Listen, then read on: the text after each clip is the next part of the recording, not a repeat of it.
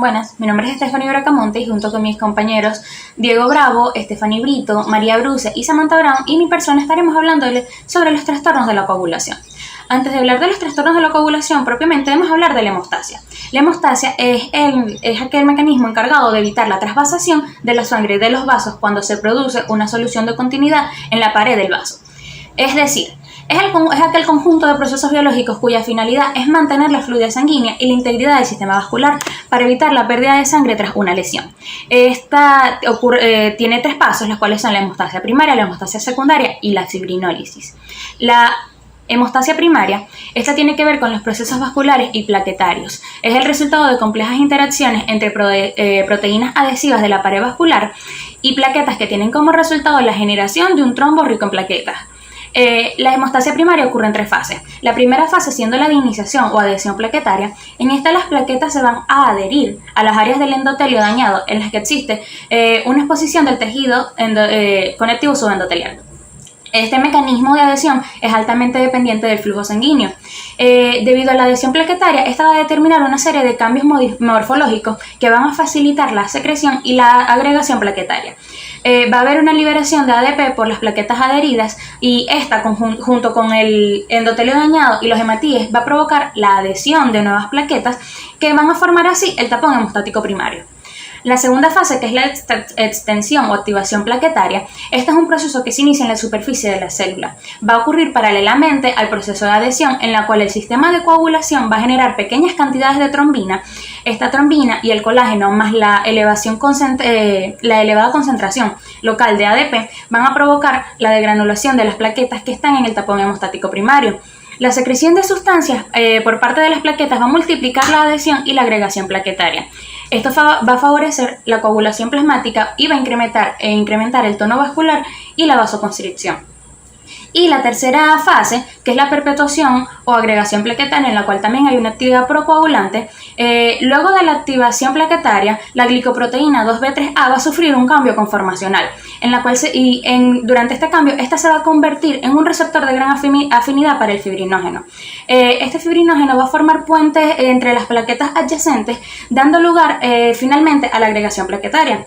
Al mismo tiempo, los fosfolípidos de la membrana de la plaqueta van a sufrir una translocación, lo cual va a exponer la fosfatildilcerina. Esta va a actuar como elemento clave para la activación de los factores de la coagulación. La segunda etapa de esta hemostasia es la hemostasia secundaria, la cual es la encargada de proporcionar la culminación y estabilidad al coágulo de fibrina, para así facilitar la obturación de la zona lesionada y su posterior reparación. Dentro de la hemostasia secundaria están los factores de coagulación. Todos los factores de la coagulación, excepto el factor de von Willebrand, se sintetizan en el hígado y van a circular en sangre periférica. Los factores 2, 7, 9 y 10 son dependientes de vitamina K para que sean completamente funcionales. Estos factores de coagulación podemos localizarlos en 4 grupos. El primer grupo siendo los simógenos o enzimas proteolíticas, en las cuales se encuentran el factor 2 o protrombina, el cual es un precursor de la trombina, el factor 9, factor 7, factor 10, factor 11, 12 y la precalicreína. Los cofactores, los cuales son el factor 5 y 8, el factor tisular, el cual es una proteasa plasmática inhibidora que regula el inicio de la coagulación y es expresado por las células endoteliales, el cininógeno de alto peso molecular y la proteína S. También tenemos el fibrinógeno y el factor 13. El fibrinógeno es uno de los mayores constituyentes del plasma. Es una glucoproteína plasmática, la cual es soluble, que se convierte en insoluble, la cual es la fibrina, por acción de la trombina. El factor 13 es que actúa sobre la unión de la fibrina a otras proteínas para así favorecer la participación plaquetaria en la fijación del coágulo y va a aumentar la resistencia a la fibrinólisis. Y el factor de von Willebrand, el cual se sintetiza en las células endoteliales y megacariocitos. Una parte va a pasar al plasma y a la matriz del subendotelio y la otra va a quedar almacenada en los cuerpos de Weber-Palade. Sus funciones son proteger el factor 8 y favorecer la adhesión plaquetaria al endotelio cuando existe una lesión. Cuanto a la fisiología de esta hemostasia secundaria, es lo que conocemos como la cascada de coagulación. En esta cascada se consideran dos vías de activación, la intrínseca y la extrínseca, las cuales convergen en la activación del factor 10. La vía extrínseca se activa por el factor tisular expuesto en el sitio de la lesión. El factor tisular del endotelio o de las células no vasculares hace contacto con la sangre, va a ocurrir una activación secuencial del factor tisular que se va a unir a trazas del factor 7 activado, se va a formar el complejo 3 activado, 7 activado con calcio, que es lo que se conoce como la tenaza extrínseca, y va a activar el factor 10. Ahora, la vía intrínseca, esta se inicia por la exposición de la sangre a una superficie cargada negativamente. El factor 12 se va a activar, luego se va a activar en secuencia el factor 11 activado, luego el 9, luego el 8. Se va a formar el complejo 8 activado, 9 activado, 10 y calcio. Esto es lo que se conoce, este complejo se conoce como la tenaza intrínseca. Esto se va a formar sobre los fosfolípidos de la superficie plaquetaria. En esta parte es en donde las dos vías convergen. ¿Qué es la vía común? La vía común, en esta vía común, el factor 10 activado, que se ha obtenido gracias a las tenazas tanto extrínsecas como intrínsecas, va a degradar la protombina en trombina, que esta es la capaz de degradar el fibrinógeno en fibrina. La tercera etapa de esta hemostasia, la cual es la fibrinólisis, esta ocurre inmediatamente durante la formación del coágulo. Se va a poner en marcha un mecanismo para su lisis y la restauración de la estructura del vaso. Esta función la realiza la plasmina. Esta plasmina se forma a partir del plasminógeno. La plasmina, además de la fibrina, esta van a escindir el fibrinógeno y una serie de proteínas plasmáticas y los factores de coagulación. La plasmina va a liberar productos de degradación de la fibrina, entre ellos el dímero D. Cabe destacar que normalmente el sistema fibrinolítico está en reposo. Cómo se activa y cómo se regula para disolver la fibrina innecesaria sin lisar prematuramente el coágulo verdadero, esto va a depender de la producción endotelial de ATP y del 1-ATP1, de la depuración hepática del ATP, de la activación del plasminógeno y de la inactivación de la plasmina. Gracias. Mi nombre es Diego Bravo y hablaremos de las coagulopatías congénitas.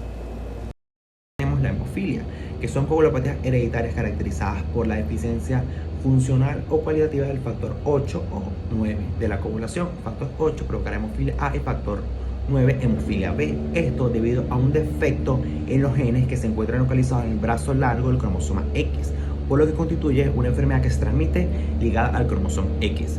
En la hemofilia A o B los hombres son los principales afectados y las mujeres son las que portan o transmiten la enfermedad. Sin embargo, hay casos raros donde hay mujeres con hemofilia.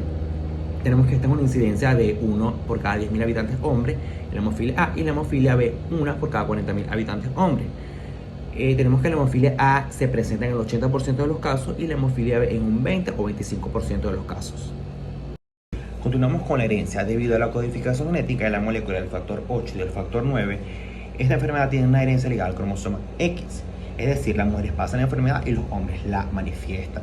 Los hijos, por ejemplo, los hijos de una mujer portadora tienen el 50% de probabilidad de tener un gen anormal y aproximadamente el 70 hasta el 75% de los homofílicos tienen antecedentes familiares de la enfermedad. Es decir, que entonces el 25%, el otro 30% restante pueden presentar una mutación de novo. Entonces, de acuerdo a la forma de herencia, podemos concluir entonces que es una enfermedad ligada al cromosoma X. Todas las hijas de un hemofílico son portadoras obligatorias. Los hijos de un hemofílico son normales. Casi la mitad de las hermanas de un hemofílico son portadoras. Casi la mitad de los hijos de un portador serán hemofílicos. Y aproximadamente la mitad de las hijas de una portadora serán portadoras. Tenemos también que la presencia de hemofilia en mujeres solo se presenta en los siguientes casos, como por ejemplo podemos ver la ionización extrema al azar, hijos de padre hemofílico y madre portadora, y asociación de la enfermedad con el síndrome de Turner. Ahora continuamos con las manifestaciones clínicas. Tenemos que los datos clínicos suelen ser sustancialmente idénticos y se varían solo en relación al grado de deficiencia. El síntoma por excelencia de la hemofilia es la hemorragia, y la intensidad esta va a estar determinada por diferentes factores, como el nivel circulante del factor deficiente, la presencia de inhibidores, los tipos de actividad física cotidiana que realiza esa persona. La hemofilia A y B, por ser defectos primarios que involucran la hemostasia secundaria, están clínicamente dados por hemorragias profundas, como hemartrosis, hematomas musculares, hemorragias quirúrgicas, hemorragias gastrointestinales y hemorragias urinarias. Entonces, como ya lo mencioné anteriormente, vamos a tener una serie de manifestaciones clínicas. Entre ellas la más frecuente será la hemartrosis. esta es característica de la enfermedad. La articulación afectada va a estar aumentada de tamaño, va a estar caliente, dolorosa, y el paciente va a subir una posición antiálgica. Las articulaciones más afectadas van a ser la rodilla, los tobillos y los codos. Tenemos también hematomas musculares. Los músculos más afectados van a ser el psoas ilíaco, glúteos, gemelos, cuádriceps, bíceps y grandes dorsales. Estos se presentan después de traumatismos, pueden ocasionarse isquemia, síndrome compartimental, contractura y trastornos neurotróficos. Tenemos también la hematuria, que está frecuente en pacientes con hemofílicos que ya están graves. Estos van a presentar un dolor lumbar irradiado a la pelvis y pequeños coágulos que al eliminarlos van a estimular una contracción dolorosa de los uréteres. También tenemos hemorragias gastrointestinales que son poco frecuentes y van a estar ligadas a alteraciones orgánicas del tubo digestivo como úlceras pépticas y gastritis. Tenemos hemorragias del sistema nervioso central, que son las más graves manifestaciones, que algunas veces pueden ser mortales, según su intensidad pueden provocar daños focales o de mayor extensión. Tenemos hemorragias postoperatorias, que son pacientes intervenidos quirúrgicamente sin la adecuada preparación o terapia sustitutiva, debido a un desconocimiento médico de la enfermedad o un paciente hemofílico leve sin diagnóstico previo o la presencia de inhibidores. También tenemos hemorragias bucales, que la higiene bucal es muy importante en estos pacientes que tienen hemofilia para prevenir la necesidad de las extracciones dentales. En caso de extracción dental u otro procedimiento se emplea una terapia sustitutiva y la aplicación local de antifibrinolíticos como ácido aminocaproico o ácido tranexámico. En el diagnóstico tenemos historia familiar. Por ejemplo, el diagnóstico se sospecha en hijos de madre portadoras conocidas. El estudio de un recién nacido debe efectuarse tempranamente en situaciones de urgencia. Se aconseja también que se tome la muestra en cordón umbilical. De lo contrario, se deje para tomar la muestra luego pasados los 6 meses de vena periférica, para así tener una mayor exactitud en el resultado, ya que ha superado un poco la madurez hepática del recién nacido. También se hacen estudios de laboratorio como citometría hemática, y la presencia o ausencia de anemia va a depender de la magnitud de la frecuencia de las hemorragias y es más comúnmente observada en niños. Tenemos las pruebas de escrutinio, donde los estudios que evalúan la coagulación, como el tiempo de protrombina y el tiempo de trombina, están normales. Sin embargo, el tiempo de tromboplastina parcial activado se encuentra alargado. Entonces, para determinar que se trata de una deficiencia de factores de coagulación, se procede a realizar una corrección a ese tiempo de tromboplastina parcial activado. ¿Cómo? Mezclando una mezcla de plasma normal obtenido de individuos sanos con un control 1 a 1. Si el tiempo de tromboplastina parcial activado se corrige a su valor normal, indica que el plasma normal que se le adicionó aportó ese factor deficiente, y si no corregirlo se sospecha entonces que puede haber un inhibidor dirigido contra algún factor que interviene en la vía intrínseca. Existen otros métodos diagnósticos como la cuantificación de factores, que estos van a medir la actividad funcional de factor deficiente y se van a diferenciar en coagulométricos y cromogénicos. Los coagulométricos van a medir el tiempo que tarda en formarse el coágulo a través de un sensor que capta los cambios de luz en el plasma, y los cromogénicos, estos miden la relación producida por la liberación de un compuesto colorido mediante la fotometría. Debemos hacer la prueba también de inhibidores de la hemofilia, que es indispensable realizar también, porque esta búsqueda llevar a cabo el factor afectado, donde se utilizará el método de Bethesda. Generalmente se sospecha con la prolongación del tiempo de tromboplastina parcial activado y ciertas condiciones clínicas, como un paciente con diagnóstico de hemofilia quienes no responden al tratamiento sustitutivo con unas dosis que son adecuadas, pacientes sin historia clínica previa de hemorragia y que presentan una hemorragia súbita graves, pacientes con hemofilia B que se presentan anafilaxia al concentrado del factor transfundido. El diagnóstico de los pacientes con sospecha de inhibidores debe realizarse también de manera rápida y precisa. La prueba clásica de unidades de Bethesda es el método más empleado para la detección de estos inhibidores, pero carece de especificidad, especialmente en los pacientes con niveles bajos de un inhibidor.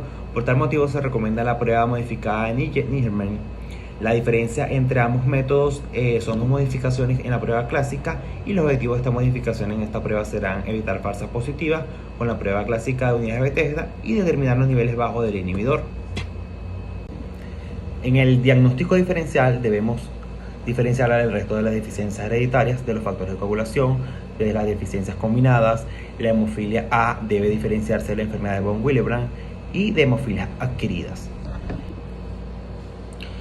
Con respecto al tratamiento, en la hemofilia A debe emplearse concentraciones purificadas de factores a dosis adecuadas. En la hemofilia B se utilizan concentrados liofilizados derivados del plasma llamados concentrados de complejo protrombótico. En concentrados del factor 9 pueden ser usados para controlar hemorragias agudas o prevenir o controlar las hemorragias en cirugía o con pacientes con hemofilia B. Hay también terapia transfuncional o no farmacológica, donde una unidad internacional de factor 8 por kilogramo de peso incrementa la concentración del factor 8 en plasma a 2 unidades internacionales por decilitro. Y una infusión de una unidad internacional de factor de 9 por kilogramo de peso corporal incrementa la concentración del factor 9 en el plasma a una unidad internacional por decilitro. Tenemos el tratamiento farmacológico, donde utilizaremos desmopresina a una dosis de 0.3 miligramos kilogramo dosis, y esta va a estar administrada intravenosa con un máximo de 20 miligramos. Va a estar diluido en 50 cc de solución fisiológica. El efecto se observará a los 30 minutos. También se puede aplicar intranasal en spray, donde el efecto se observará a los 30 minutos. Tenemos antifibrinolíticos como el ácido aminocaraproico, el cual se indica a dosis de 75 miligramos kilogramo cada 6 horas, y ácido tranexámico 25 miligramos por kilogramo cada 8 horas. Tenemos otros hemostáticos locales como fibrinas adhesivas, alginato, bismuto, cementos, esponjas, celulosa oxidada, entre otros. En resumen, el objetivo del tratamiento en el paciente con hemofilia es incrementar el nivel plasmático del factor deficiente, y debe tenerse claro que toda hemorragia en pacientes con hemofilia es considerada una urgencia. Ahora tenemos las complicaciones. ¿Cuáles serán estas? Serán inhibidores, artropatía hemofílica, pseudotumor hemofílico y contaminación viral. Buenos días, mi nombre es Stephanie Brito, curso el 12º semestre de Medicina en la Casa Más Alta Hugo Bolívar, y voy a continuar con la defensa de la enfermedad de von Willebrand. Este es un trastorno hemorrágico causado por un defecto cuantitativo o cualitativo del factor von Willebrand. La mayoría de los casos de la enfermedad von Willebrand son de naturaleza congénita, con herencia dominante autosómica, pero también se han descrito algunos casos de la enfermedad von Willebrand adquirida. Es la hematopatía congénita más frecuente, con incidencia cercana al 1% de la población. Su mecanismo autosómico dominante, sin embargo, tiene un comportamiento variable y el sangrado depende de muchos factores. Con respecto a la genética molecular, el factor de von Willebrand es una glucoproteína de gran tamaño que se sintetiza en las células endoteliales. El factor von Willebrand formado en las células endoteliales es secretado a la circulación y en la matriz subendotelial. La secreción, que está relacionada con la síntesis de proteína, o es almacenado en los gránulos de Webber-Palade, de los cuales se libera por estímulos apropiados.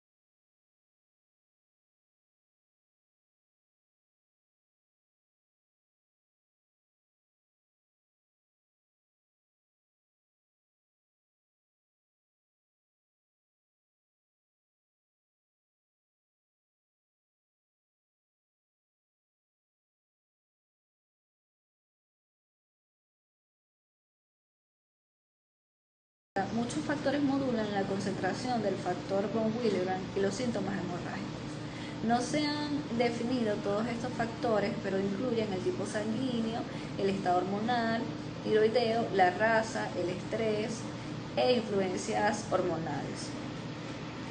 Manifestaciones clínicas. Se presentan hemorragias mucosas. La variabilidad de las manifestaciones en la enfermedad von Willebrand es una característica destacable, y la frecuencia en la aparición de los síntomas o de los signos hemorrágicos es variable dependiendo del tipo de paciente.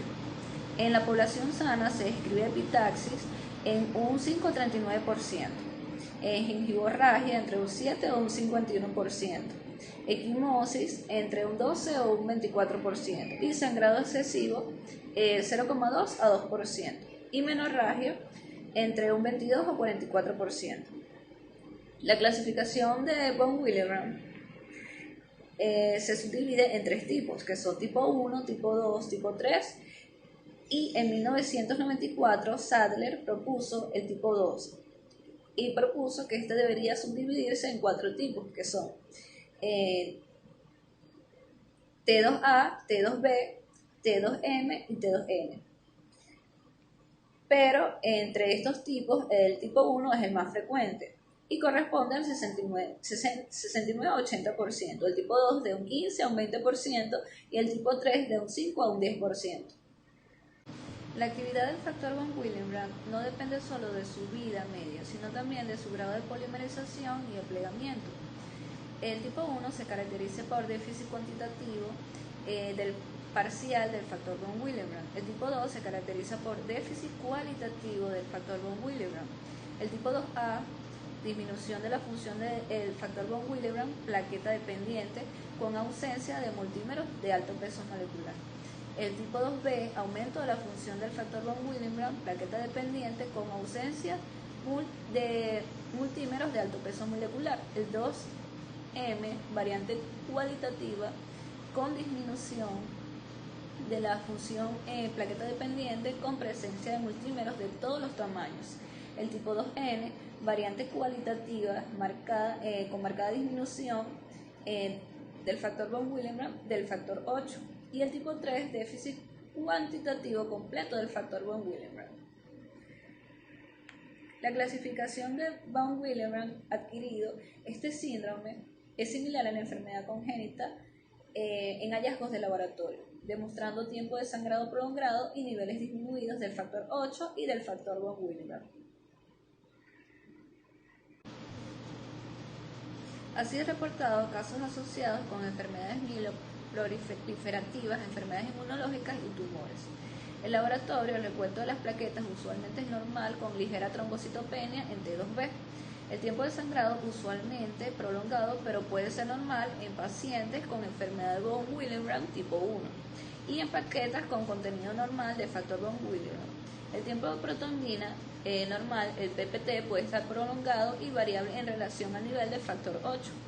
Los pacientes de este tipo son heterogéneos. El diagnóstico puede ser complicado por varios factores que alteran los niveles del factor, como el grupo ABO, en donde existen valores altos en pacientes ancianos y diabéticos. Pueden ser influenciados por estrógenos y hormonas tiroideas, las que son significativamente incrementados durante el embarazo y fluctúan con el ejercicio. El manejo de los pacientes de la enfermedad von Willebrand, esta terapia tiene como objetivo corregir el doble defecto de la hemostasia, la anormal adhesión plaquetaria y la anormalidad de la hemostasia debido a la disminución del factor 8. El tratamiento de elección es la desmopresina y la terapia transfusional con productos que contengan factor 8 y el factor de von Willebrand. La desmopresina es un análogo sintético de la vasopresina. Originalmente fue empleado para el trabajo de la diabetes insípida.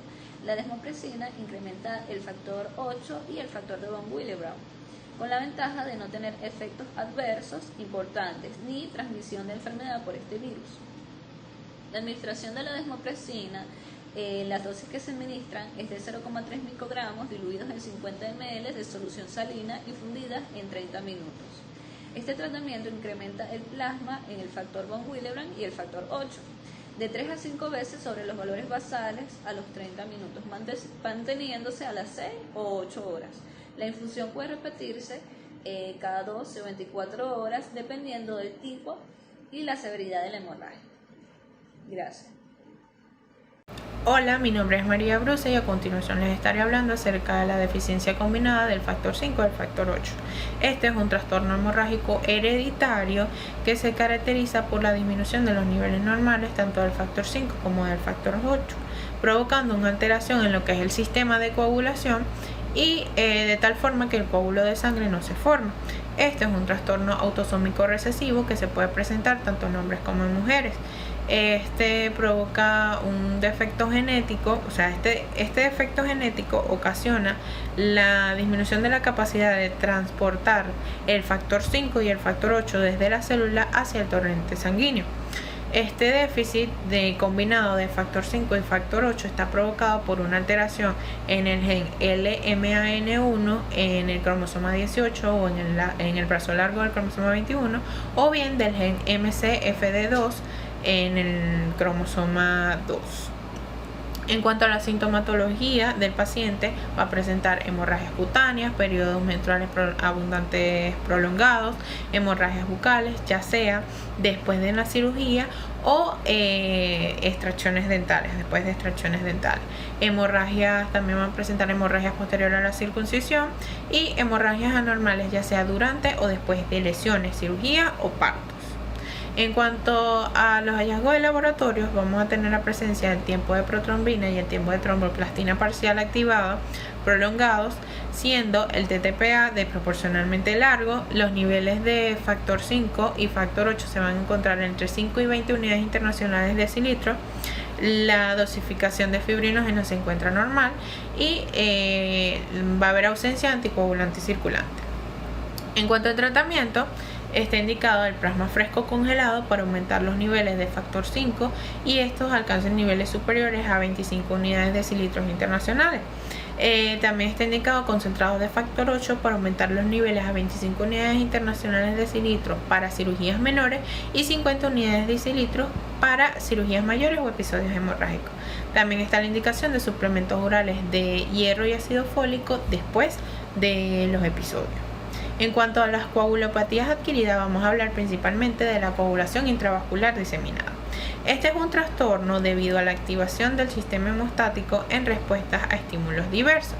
Estos estímulos lo que provocan es la producción de trombina con la posterior aparición del coágulo de fibrina. Hay un consumo de plaquetas, una microtrombosis, también hay activación del sistema fibrinolítico con la generación de plasmina, con la posterior generación de plasmina. En cuanto a la patogenia de la enfermedad, va a depender principalmente de la causa que le esté generando, es decir, del estímulo que le esté provocando. Pero principalmente, en línea general, la formación de fibrina depende de la formación de fibrina es consecuencia directa del aumento de la producción de trombina y también de la disminución de los factores naturales de coagulación. También hay un exceso en la producción de fibrina debido a un defecto de la fibrinólisis y esto nos lleva como consecuencia a una trombosis microvascular. Paralelamente a este proceso va a estar ocurriendo un consumo de anticoagulantes naturales como lo son la proteína S, la proteína C y la antitrombina, y esto exacerba todavía mucho más lo que es el proceso de coagulación, llevándonos a una hemorragia, y en conjunto todo este proceso nos va a llevar a lo que es el fallo orgánico. En cuanto a los factores desencadenantes de la coagulación intravascular, vamos a tener que el principal factor desencadenante o el que tiene mayor frecuencia es el aumento de la expresión del factor tisular a nivel de monocitos y células endoteliales. Esto provocado principalmente por la interleuquina 6 y por el factor de necrosis tumoral alfa. Este se observa principalmente en los pacientes con sepsis. También está la exposición y liberación del factor tisular, ya sea por alguna lesión o por pacientes con quemaduras extensas, y en las formas localizadas vamos a tener hemangioma gigante y las neoplasias. En cuanto a la clínica del paciente, la principal manifestación clínica debido a la disminución de los factores de coagulación en estos pacientes va a ser la hemorragia. Esta hemorragia puede ser cutánea o mucosa y se puede localizar en diferentes niveles, en diferentes extensiones del cuerpo del paciente. Y en menos frecuencias vamos a encontrar lo que es la sintomatología trombótica. Esto en cuanto a la clínica del paciente. En cuanto a los trastornos asociados, vamos a tener que se pueden encontrar infecciones, principalmente por gram negativos, neoplasias, como por ejemplo carcinomas secretores, trastornos obstétricos como el desprendimiento prematuro de placenta, la placenta previa. También vamos a tener shock y traumatismo, también lo que es el veneno de la serpiente. En cuanto al diagnóstico de laboratorio, vamos a encontrar el consumo de factores de coagulación, que esto es lo que nos genera el alargamiento de los tiempos de coagulación, trombocitopenia secundaria al consumo plaquetario, fibrinógeno va a estar elevado al inicio, el aumento de dímero D, descenso de antitrombina y también de la proteína S y de la proteína C, y el aumento del inhibidor del activador del plasminógeno. En cuanto al tratamiento, se basa principalmente en corregir lo que está ocasionando la coagulación intravascular diseminada. Este tratamiento es un tratamiento de soporte para los dos síntomas principales, que son la hemorragia y la trombosis. Se basa entonces en un tratamiento sustitutivo con plasma fresco congelado y con concentrado de plaqueta. También está otro que se basa en heparina, pero este tratamiento con heparina actualmente se encuentra en controversia porque en algunos estudios realizados se ha observado que aumenta la hemorragia en los pacientes. Gracias. Ok, continuando con los trastornos de coagulación, vamos a hablar sobre los trastornos relacionados a enfermedad hepática. Antes que todo, debemos recordar que el hígado desempeña un papel bastante importante en el equilibrio homeostático de nuestro cuerpo. ¿Por qué? Porque él va a desempeñar él tiene un papel activo sobre la síntesis de proteínas procoagulantes, como serían el fibrinógeno, el factor 2, el factor 5 y el factor 7, como por otro lado las sustancias inhibidoras de la coagulación, como serían la antitrombina, y las proteínas C y S. Para saber el buen desempeño o una buena función una buena función hepática, no se debe medir solamente por la cantidad de estas proteínas previamente mencionadas, sino que también por la calidad de estas mismas, por la composición tanto de la estructura química como su función como tal. Entonces, cuando hablamos de trastornos relacionados a enfermedad hepática, tenemos que saber que esto es un trastorno multifactorial. El daño hepático como tal nos va a provocar un trastorno de la hemostasia por las razones previamente mencionadas. Entonces, una de las principales causas va a ser el déficit de la vitamina K. ¿Qué pasa aquí? Esto puede ser provocado tanto por una disminución de la ingesta de la vitamina K, por malnutrición, como una disminución de la absorción de esta misma cuando ya está asociada a este daño hepático con patologías como por ejemplo la colestasis. Otra alteración asociada a la vitamina K sería la disminución de la gamma carboxilación. ¿Qué pasa? La vitamina K es una coenzima que va a actuar sobre la carboxilasa, que es una sustancia convertidora. ¿Qué va a convertir ella? Los residuos de glutamato en residuos de gamma carboxiglutamato o residuos GLA. Estos residuos GLA forman parte de las proteínas. En este caso van a formar parte de los factores de coagulación. ¿Cuál es su función? Fijar calcio. este proceso, esta acción es bastante importante para el proceso de coagulación, por lo que si la vitamina K está carente, está deficiente, todo el proceso de coagulación va a estar alterado. Otra alteración que podemos ver en pacientes con trastornos de la homeostasis con enfermedad hepática sería la hipocoagulabilidad. ¿Por qué? Porque hay un daño parenquimatoso en el hígado y se disminuye la síntesis de las proteínas ya mencionadas, como el fibrinógeno, como la trombina, como el factor 5, etc.